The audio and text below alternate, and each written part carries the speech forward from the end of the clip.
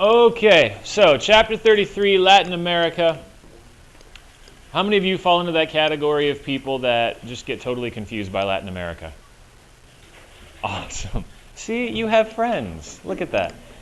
Now, like we've said, most people have issues with Latin America or Sub-Saharan Africa or Russia or China or some combination of those four. There's no shame in that. Especially if you come from a wildly different culture than those. There are just so many things that you have to understand that it can make learning the history of those places slightly trickier. So as we come back to Latin America, much as we do many other times, we're going to start with general trends, and hopefully that gives you a foundation to understand some of the specifics. I don't know if it makes you feel better.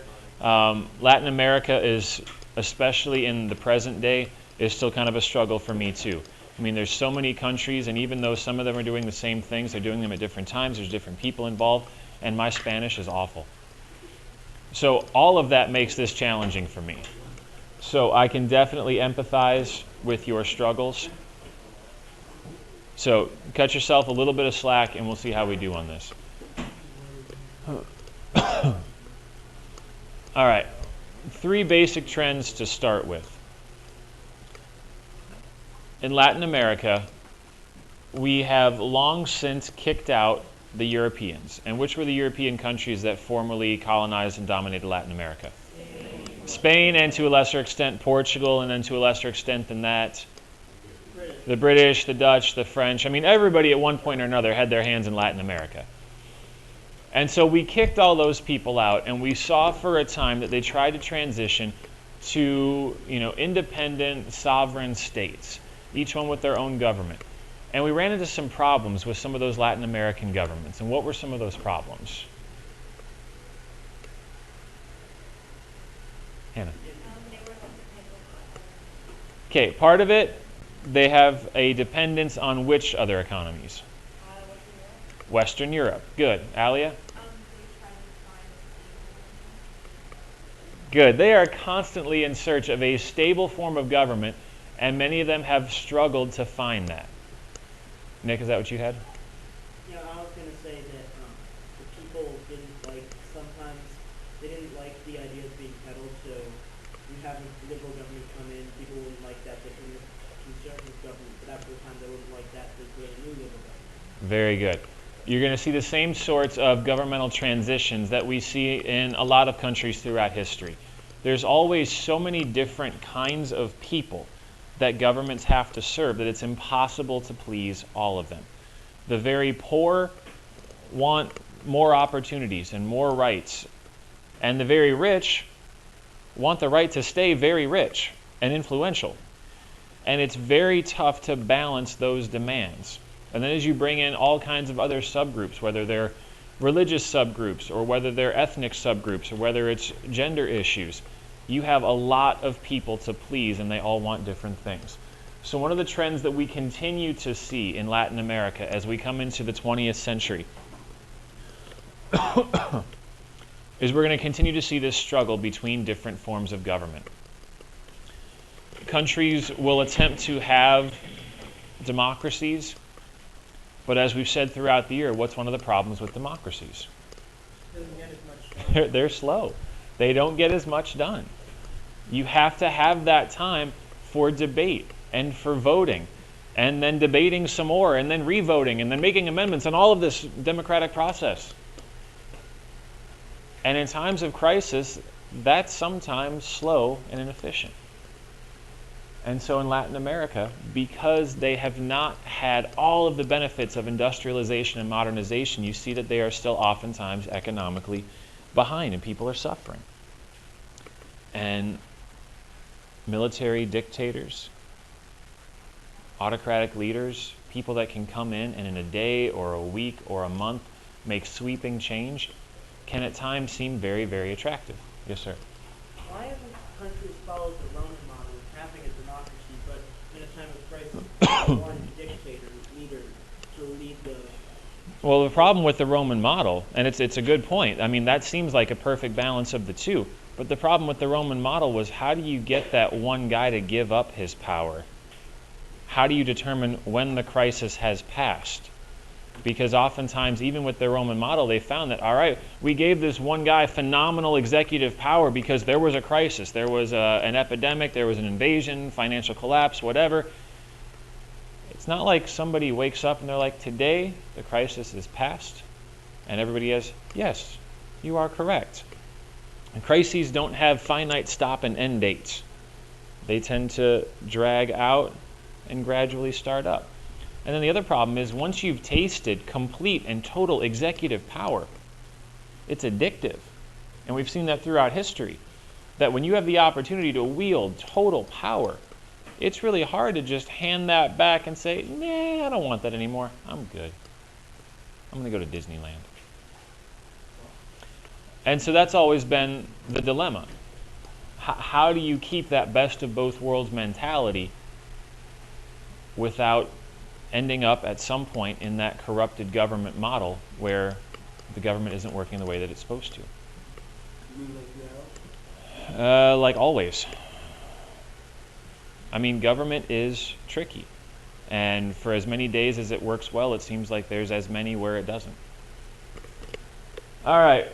As part of that, to keep those governments in power, especially those dictatorships, you have to keep the people quiet that are complaining. And so you will have to sometimes revoke the freedom of speech if the current dictator, the military leader, whomever is in power, isn't terribly popular, or if he's doing things that people don't like. And sometimes you have to make people disappear if that's happening too often. And one of the other things we see in Latin America, but we also see it in a lot of other places, and we were talking about this a little bit this morning with the reading quiz, there is significant economic inequality in Latin America. Here's just one example, and your textbook gives you this. So for the 5 of you that read this, you may remember, and for the 26 of you that did not, here's something to look forward to. It gives you the example in Bolivia, where 6% of the population owns 90% of the land. Well, in the 20th century. So I don't know about exactly today, but it was a common trend throughout much of the 20th century. That's tough on the other 94% of the population, because that means there isn't a whole lot left for them. Now, some other things that happen along the way. The Cold War. And like we talked about last chapter with the Cold War impacts everybody. Everybody in the world, more or less, has to pick a side. It's probably more accurate to say every region in the world has to pick a side. You can't get through the 20th century and remain totally separate from both the United States and the Soviet Union, because you can't remain separate from their ideologies. Either you're going to pursue democratic government, or you're going to pursue some sort of autocratic dictatorship. Either you're going to pursue a capitalist free market economy, or you're going to pursue some form of communism or socialism. I mean, there's really no middle ground. But a monarch would be a single autocratic leader. But it's not a true communist idea of having a monarch. Well, but communism is an economic idea of sharing society's resources. And so that's one of the things that I know for many of you is going to be confusing. Communism is not, bold, italics, underscore, communism is not a form of government. Communism is, bold, italic, underscore, an economic philosophy. Now, you can use the phrase communist government to talk about a government that uses the economic philosophy of communism. But communism is not a government. No more than capitalism is a form of government. And so you need to be careful with your choice of words when you talk about them. Tarina? An autocracy or a dictatorship. Stephen? We'll get there, don't worry. I love how you guys do that. There's something at the bottom of the page. It's on the page. You know I'm going to get there. And we're up here and you're like, I can't wait. I can't wait. It's like birthdays or Christmas. It's like, can we get there? I want to open my presents now. It's 2 weeks away. No, I want to open it now. I can't wait. Come. You're like, I've been waiting for 10 minutes. That's the extent of my patience.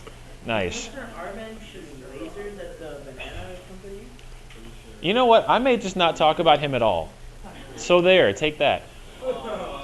Okay, so Cold War. Again, you can't escape it, especially if you're Latin America, because who are you right next door to? The United States. I mean, you cannot isolate yourself from the Cold War. You shush. So what we have is the United States wanting to make sure, and it makes sense if you think about it. From the U.S. perspective, during the Cold War, what is the U.S. virulently afraid of? Communism.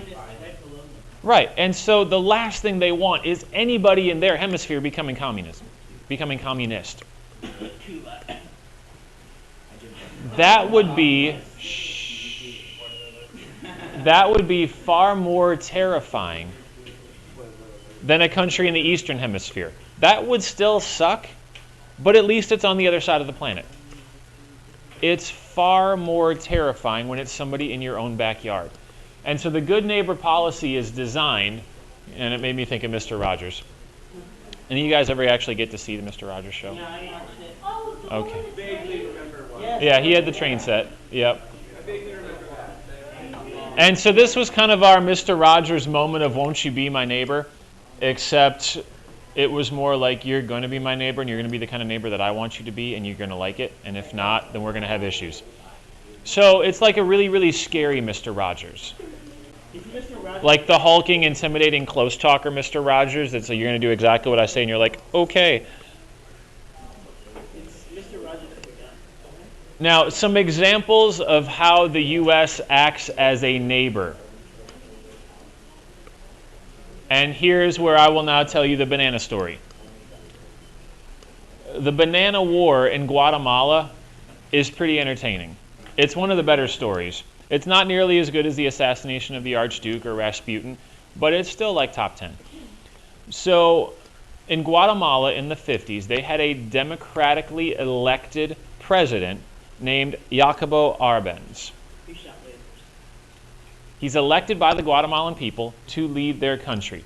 And one of the first things that he decides to do is he tries to fix the disparity in land ownership.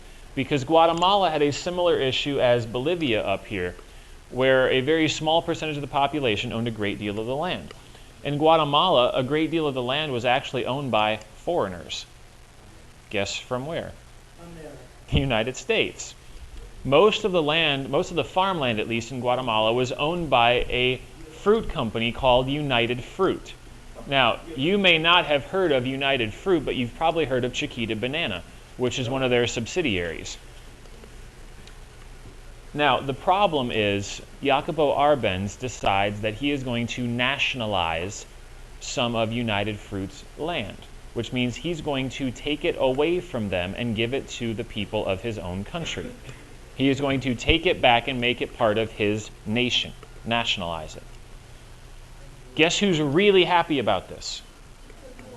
The Guatemalan people. Because all these poor peasant farmers are like, you mean I might actually get my own little plot of farmland where I can grow my own food and maybe actually sell the excess and make some money and have a better life for myself? They're like, yeah, this is awesome. Guess who's not happy about this? USSR. Right, United Fruit. And it just so happens that the owner of United Fruit has two very good friends. They're actually brothers. Alan Dulles and John Foster Dulles. Who creates those? Right, Dulles Airport, right down the road. And I always get them mixed up, so I apologize, but one of them is the Secretary of State and the other one is the head of the CIA. Those are two good people to know. And so the president of United Fruit goes to the Dulles brothers and he says, look, I got a problem. We got this new president in Guatemala. He's taking my farmland. This is going to cut into my profits. I stand to lose millions of dollars if he nationalizes this land. I'm not okay with losing millions of dollars because I'm a businessman. So what happens is a very, very, very bad lesson is learned. And that lesson is the CIA agrees to recruit a handful of Guatemalan people that think it would be fun to overthrow their government.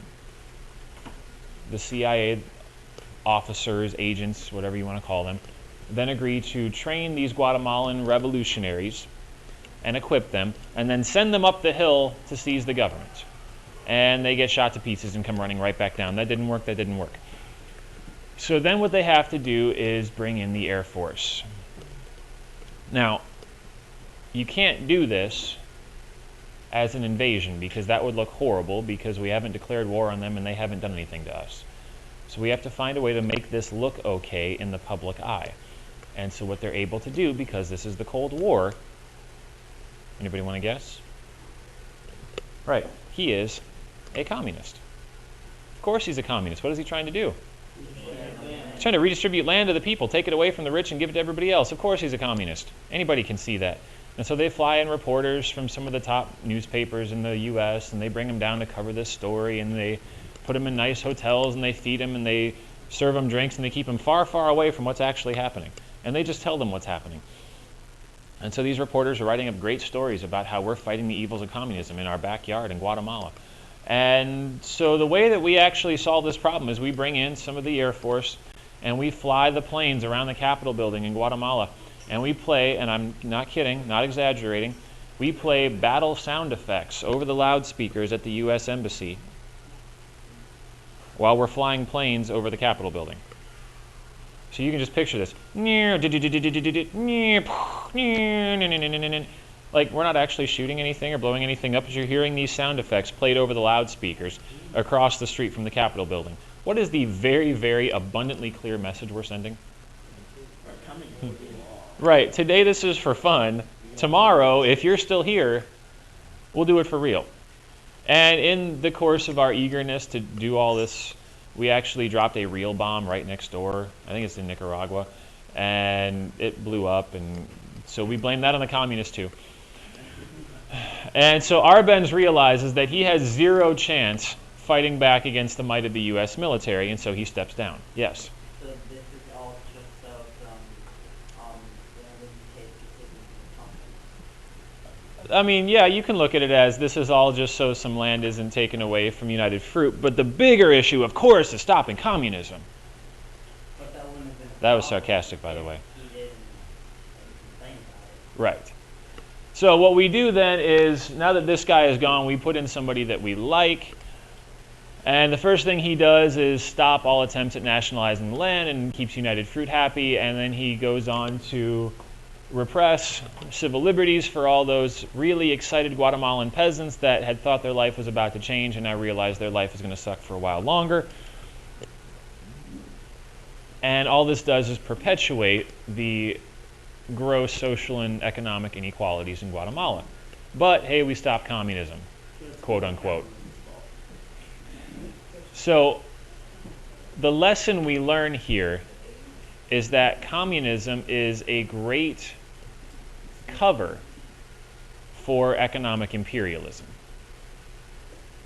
And we're going to take this very same lesson that was successful in this case, and we're now going to apply it to several other places, like Cuba, like Vietnam, where we figure, well, if we can just get rid of the leader that we don't like and put in a guy that we do like, this will solve all of our problems. And sometimes the use of covert force will give us exactly what we want. And what we want is very important because there's a Cold War and we have to stop communism.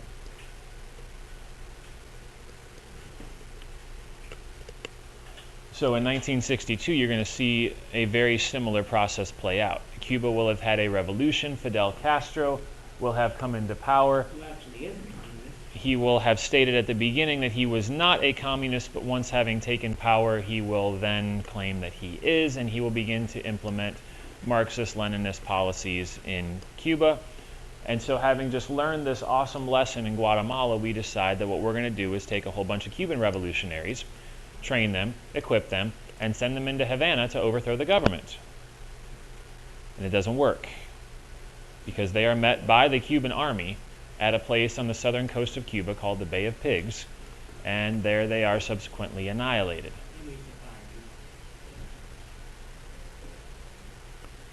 Well, the whole plan was for them to go take the capital. Yeah, but we actually had some ships and planes there that did nothing. Right. Because the president issued an executive order to not have them do anything because, again, you can't just invade countries whenever you want to.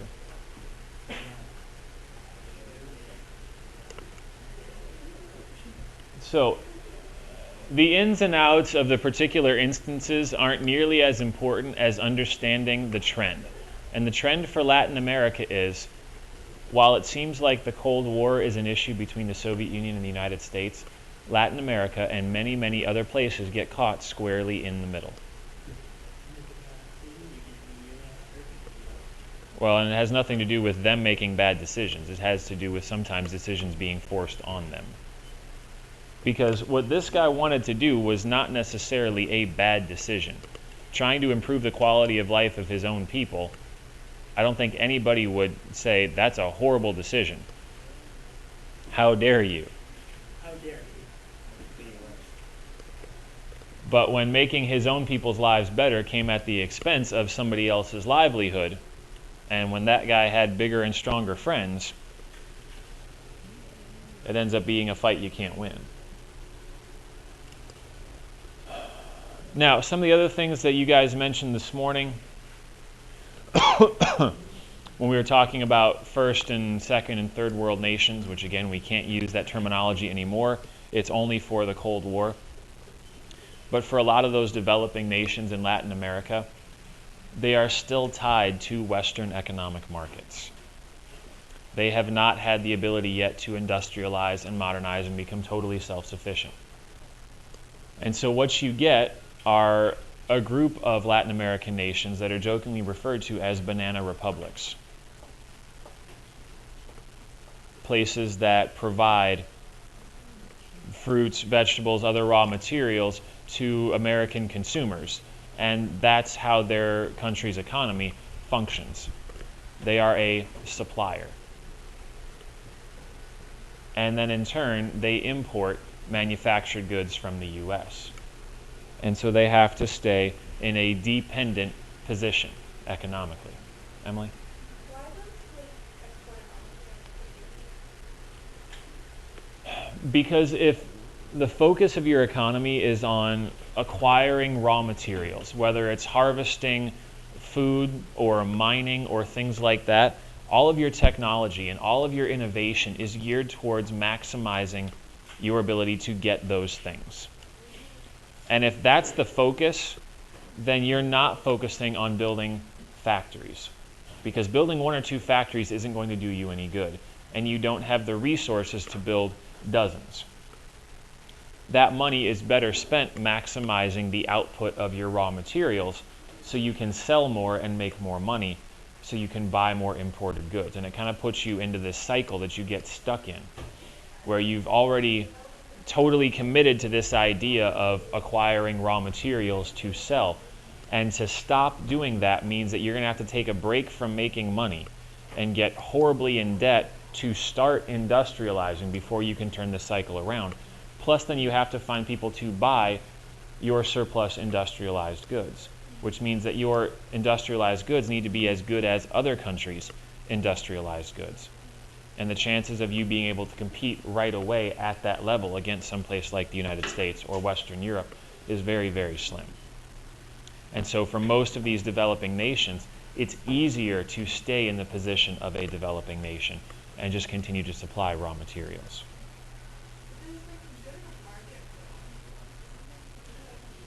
There is, but the problem with raw materials is that it's fickle. It's very dependent on weather, because a lot of it is crop-based. So if one drought, one flood, one hurricane wipes you out for the year, now you have nothing to sell.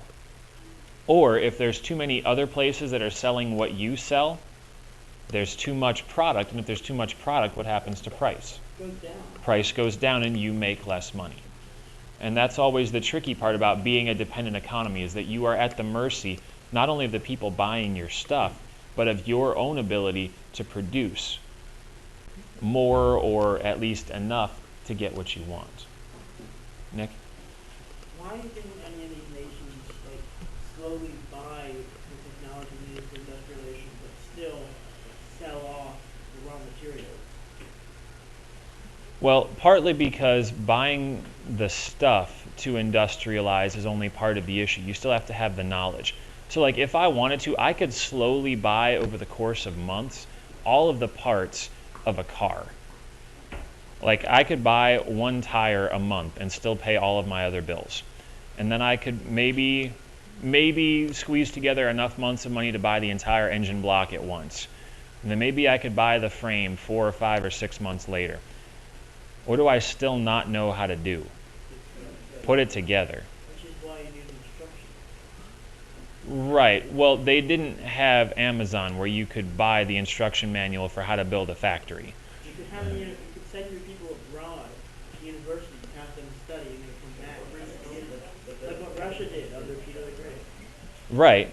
But again, the problem is that's on such a micro scale that, and you're exactly right, that's what you have to do to get it started, and that's exactly what Western nations did when they started. But when you're now in the 20th century and you're competing against fully established industrialized nations, you can't compete if you take that slow and steady over 100-year approach. Because they will already be outpacing you in terms of production and efficiency and cost. And at that point, it just seems like your resources are better spent elsewhere. It's not to say that it couldn't work. It's just that it's very hard to do it successfully that way as well. There's just no good way, and that's the problem. Okay. Last thing on this page. Because these economies then stay in a relatively dependent position, that means many of the people in these countries are going to stay in a relatively poor position. And individual people typically don't like being poor. It's not a happy lifestyle. Basic human nature for most people is to want more. And so the way that many will try to get more is to leave, to migrate within their country from rural areas to cities, or from countries that don't seem to have much in the way of economic opportunities to countries that do. Now, you can't oversimplify this to everybody in Latin America goes to the United States, period, the end, moving on. That's not what we're talking about. Because if you look at cities throughout Latin America, many of them have tremendous populations. And you look at places like Mexico City, or Rio de Janeiro, or Sao Paulo, or Buenos Aires. I mean, these cities have populations of millions of people that have left rural areas coming to the major urban areas to look for work. And we've seen that trend before. It's the same thing that happened in Western Europe as they were starting to industrialize. So when we talk about migration and immigration, it's not just everybody comes to the US. That's not the story at all. Plus, there are plenty of people from Latin America that don't go to the US. They go to Western Europe. Because Western Europe is just as industrialized. But again, this is a relatively new trend because of technology. This sort of mass movement of people wasn't possible prior to the 20th century because there was no cheap, trustworthy way of traveling that far in a realistic amount of time. All right, questions about anything on this page?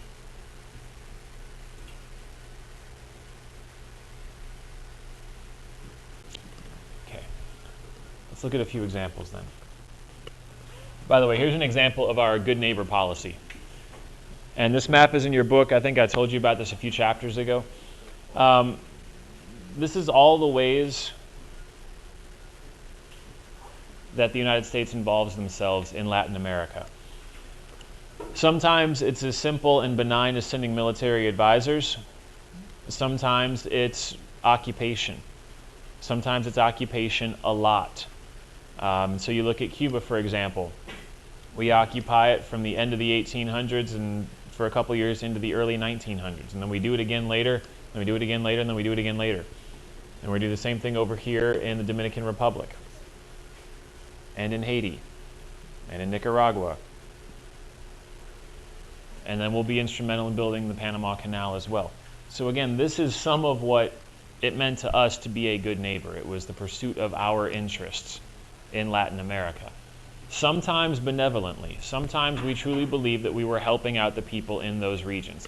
Sometimes it was purely selfish. Nick? What date does this go up to? Since we invaded Grenada in the late 80s. And that's not there. Well, and I don't know that this is meant to be completely comprehensive. It's more just as a series of examples. Because you're right, there are things that are left off of this, like Grenada. All right, so a few examples of what's happening in Latin America. And this is very much the abridged version for each of these.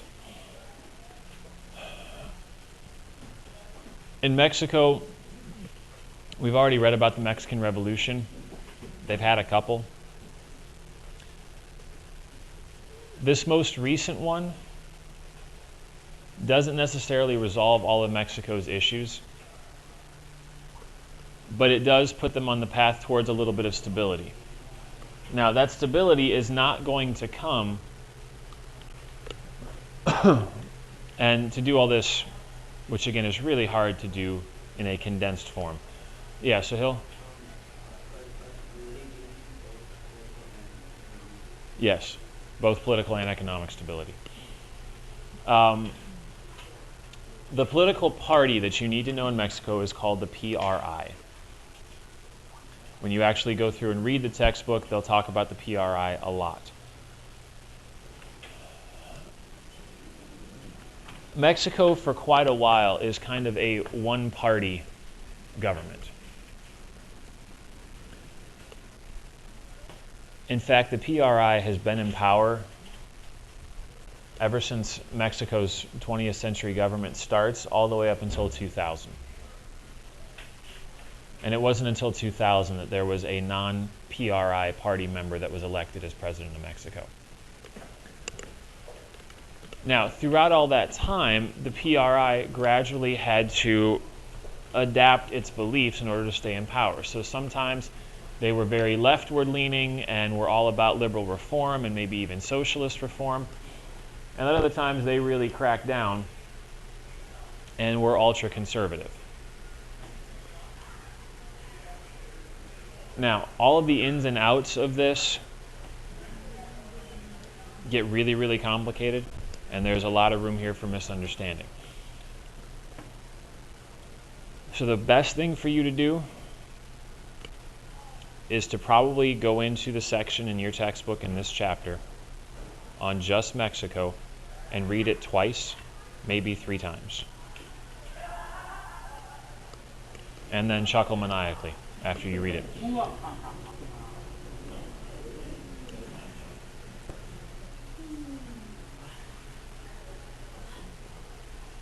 The reason what we put Mexico up here is not because you need to know all the ins and outs of the Mexican Revolution or the governments that come to power afterwards. If you want to, what I strongly encourage you to do is when you're a senior, take comparative government. It's a crazy hard class. It's probably harder than this one, but you will learn more and you'll be in a better position to do that learning.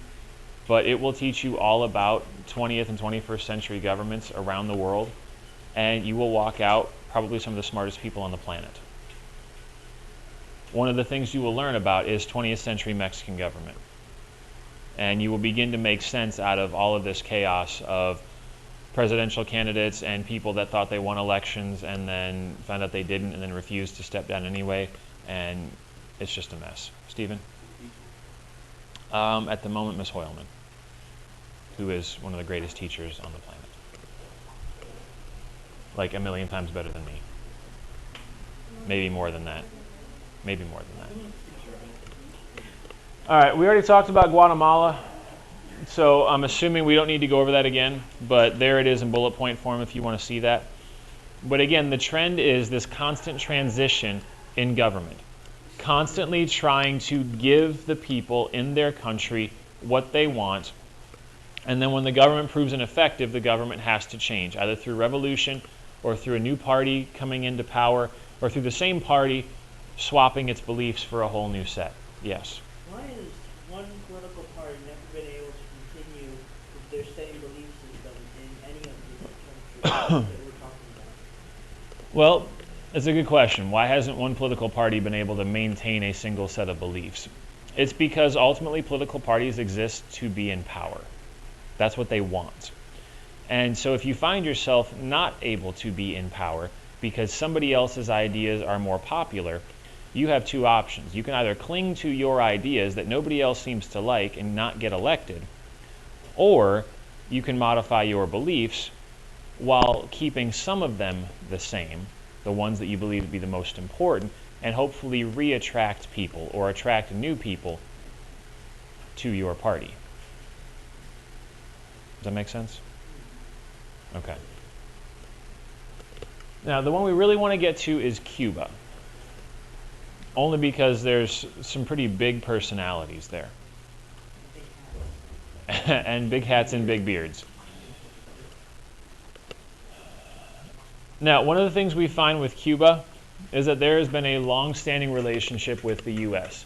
In fact, if you go back to the 20s, the Roaring 20s, the cool thing to do was go to Havana. Like, that was where all the cool people were. They were down in Havana for weekends or a couple weeks at a time. Oh yeah, there were lots of people. If you guys ever saw the show Guys and Dolls, all right, that's part of the play. Like, on a bet, one of the characters takes a girl down to Havana for a date. That's quite a date. Now, for a large portion of mid-20th century Cuban history, Cuba was ruled by this guy named Fulgencio Batista, who's the guy in the awesome hat on the top. Now, we call him a reformist dictator because he had total power and was allegedly trying to make things better for his people. He wasn't necessarily. And so he was overthrown during a popular uprising. The people rebelled. And the guy that led the Cuban people in that rebellion was a guy by the name of Fidel Castro. Now, Castro was Western educated, and he had this vision for what Cuba could be, which was a social and economic paradise of equality, which again, in Latin America, is very, very tempting because the distribution of wealth is so skewed.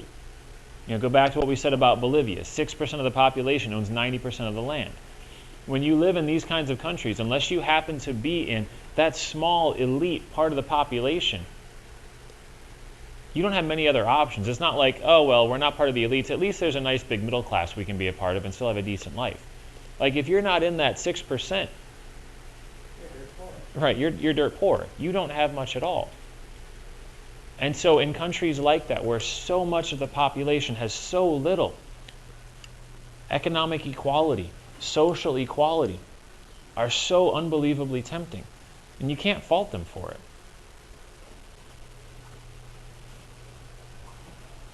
And so when Castro comes to power, he comes to power on that platform of social and economic equality. And what that leads to then is nationalization of some of Cuba's resources, taking it out of the hands of foreign companies, and also implementing socialist or communist programs in an attempt to create this economic equality. Alia? So does Cuba become communist? So Cuba becomes eventually communist.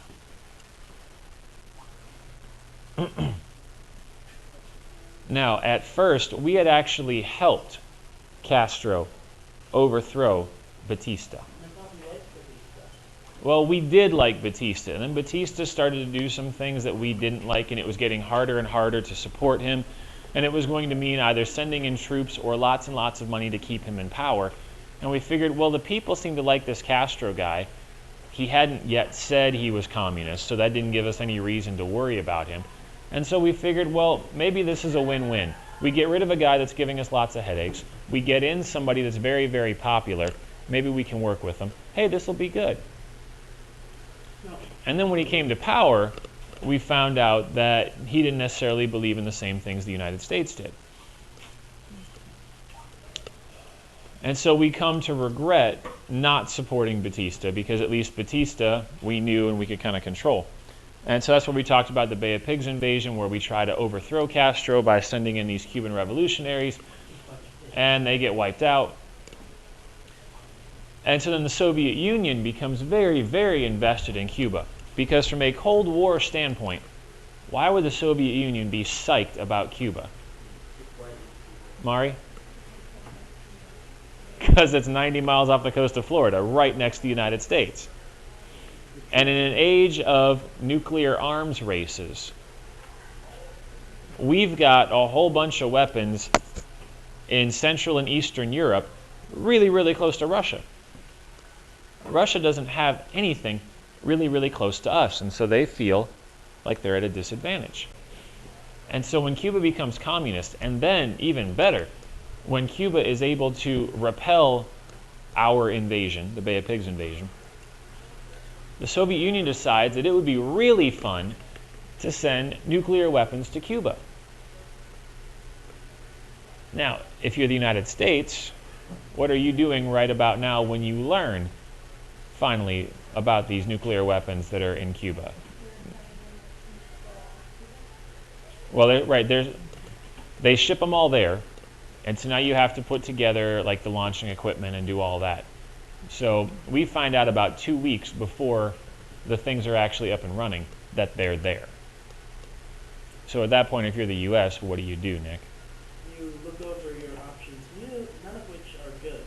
You either nuke Cuba, you invade Okay, you're going to tell the whole story for me, aren't you? No, don't tell the whole story. I just want the beginning right now. I just want the beginning right now. Look over their options. No, we're not even to options yet. What are you feeling? What are you thinking? You're freaking out. Okay. So you're freaking out if you're the United States, because now instead of Russia having nuclear weapons, but at least being half a world away, you have them right off your coast. This is where it gets really, really scary.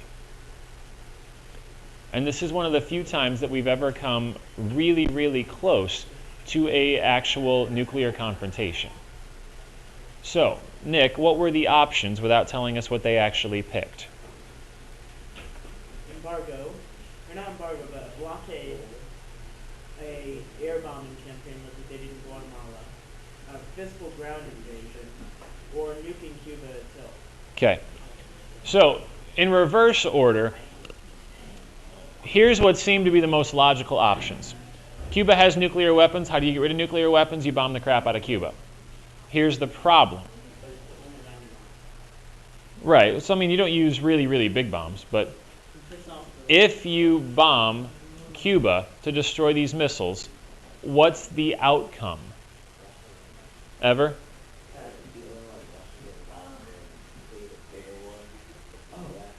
Right. Russia would get really, really mad and then potentially create a bigger war with the U.S. Mari?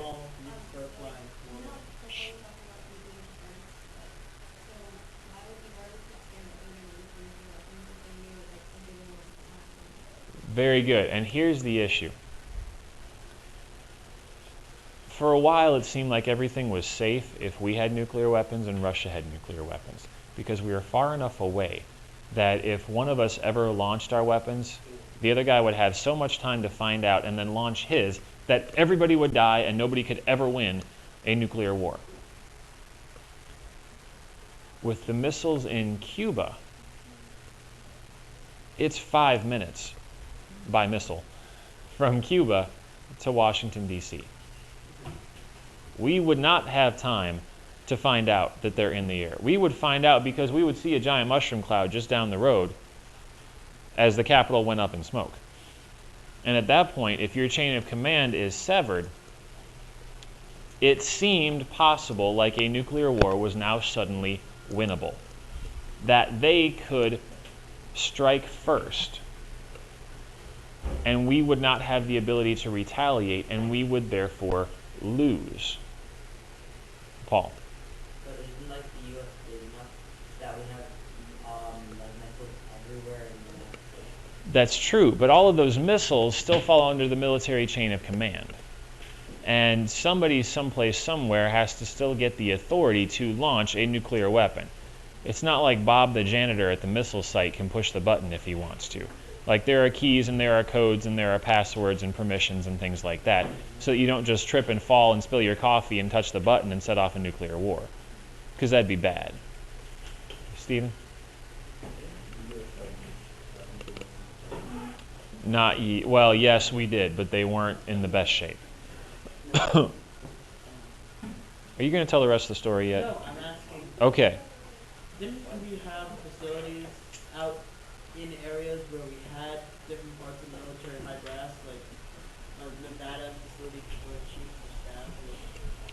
Right, and we did, but the issue, even though we would have some distribution of our chain of command, our military hierarchy, from Cuba, they could hit any place in the U.S., including Seattle. So there really was no safe place. And so our fear is, and this is where paranoia kicks in, if they could somehow set off a highly organized first strike that could target not only the capital, but also all of our military bases where missiles were stored, it seemed like it might just be possible they could win and we could lose. So, if we go in and bomb them, it may potentially start an actual war, because if we bomb Cuba, what does Russia probably do? The nukes are going to start flying, and then... Well, even before they do that, it would make more sense for them to retaliate on a similar level. What do we have that they want? West Germany. West Germany and West Berlin. So if we bomb Cuba, what might they do? Berlin. Bomb and or invade West Berlin or West Germany. Now, we're not just going to allow them to take it, so then what do we have to go do? Counter-invade. We have to go defend West Berlin or West Germany. And at that point, it seemed like it was only logical this thing would eventually lead to nuclear weapons crossing each other in the air and everybody dying. Nuclear help. Sahil? So basically Russia just took down Cuba because of the ideology. Right. So they have this alliance with this communist nation, and that's why this is all happening. So we can't really bomb them if we invade. That whole scenario plays out the same way. We invade Cuba, they invade West Berlin, we try to defend West Berlin, nuclear, it all goes bad. So eventually what they hit upon is this idea of an embargo, a blockade around Cuba. So nothing else can get in, and Cuba being an island that's not self-sufficient, they can't get the food and medical supplies and everything else they need to get in, and so we could eventually starve them out. Now the problem with that is that still gives them plenty of time to build these missiles and make them, work, and then press the button and fire them. So the embargo idea is kind of scary because it takes all the control out of our hands. That's the route they eventually go, and that's the route that eventually works. Didn't we almost actually start off the conflict when one of the Russian supply ships tried to run through our area? Yes. The embargo was not without a little bit of drama as well. But eventually, thankfully, cooler heads prevailed and nobody pressed the big red button to launch all the missiles. Do not press the button. Right. You need two people to launch a nuclear missile in our facilities. Artistic license. So these are three quick examples of how the Cold War plays out in Latin America during the 20th century. There are a few other places that we can talk about that we may touch on next class. We may not. I'm not sure yet. We'll see. But these are available for you on the website if you want to look at them, and especially if you want to read. Just the quick highlights. In Argentina, this is where you get the story of Evita, for those of you that have seen the musical. In Chile, you're going to see another great example of liberal to conservative, military dictator to democracy, back and forth, back and forth. It's really kind of a mess. Brazil, remember, Brazil was one of the exceptions to the colonial struggle, because in Brazil they had that awesome story of the king that encouraged his son to lead the rebellion against him. So Brazil takes a slightly different path. And then there's everybody's favorite, Che Guevara. And if you want to, there is a link on the Vision page to a Brain Pop video about him that is actually pretty informative without being overly silly. So you're welcome to any and all of those resources. Why does